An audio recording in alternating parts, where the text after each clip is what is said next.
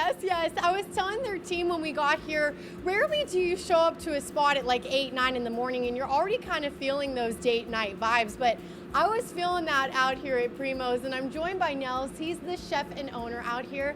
How are you doing today? Doing great. Happy to have you here. Thanks so much. Happy Friday. Yeah. Okay, so now that we know kind of about the vibe out here, I've been looking at all these tasty dishes. We've been showing them off this morning, but we want to know what they're all about. What are we going to be making first? Well, today we have a fresh pappardelle pasta with roasted mixed mushrooms and pancetta with a little bit of Parmesan cream and lemon. It seems like there's a lot of flavor combinations going on out here, so let's get started. Where do we begin? Okay, so first we're going to drop the pasta in the water, get it started. And I noticed that this is fresh pasta right here. Yeah, we hand cut this, roll it out here every day, fresh pappardelle pasta.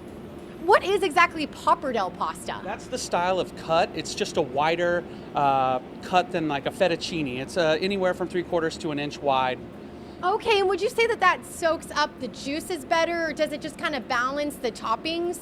Well, it kind of just gives the sauce something to like adhere to and levitate to, instead of like a little piece of spaghetti where the sauce might just fall off of it. The pappardelle like holds it with shoulders. Okay, definitely sounds very good. And so you got the pan going right here. What's about to be thrown in here? So we're going to start off with a little pancetta with the fat. It's very important that the pancetta fat is on there so that we can kind of combine all those flavors with everything else in the dish. It gives it a nice subtle richness. Whenever I'm watching a cooking show, I notice some places utilize pancetta, but I'm going to be honest, I don't know what it is. So pancetta is a style of bacon, but it's not smoked. So it's just cured, rolled up, and aged a little bit. So it's all about that pork belly, but none of the smoke. So it's just a little bit cleaner of a flavor. Okay, sounds very tasty. So we're just going to kind of bring that together here. We're going to add these mushrooms, which are roasted oyster mushrooms and button mushrooms. They've been roasted in our pizza oven so they get caramelized. And Wow. they have butter and some herbs on them. What kind of herbs are you throwing on there? We're just throwing thyme and parsley. Okay, wow. So you can see how that pancetta fat's kind of glossing all the mushrooms. And just as you're cooking this, I understand that y'all have been open for almost a year now. Our 1-year anniversary is coming up in April, and we're excited to kind of branch out and be in the neighborhood, kind of participate in some local city events. We have Valentine's Day coming up. So we're just super happy how things are going so far. How's the reception been? Oh, it's been great. I think the neighborhood is really enjoying us being here. Next door neighbors have been great.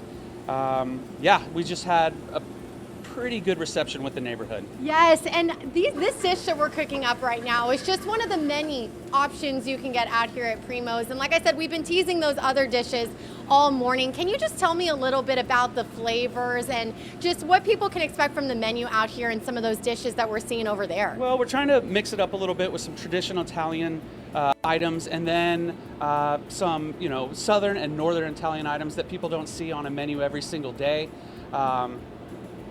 But I think our flavors are clean, really great extra virgin olive oil, pizza dough's fermented overnight. Try to get a nice 24-hour ferment on that so that it develops that nice flavor. It really puffs up in the oven on the crusts.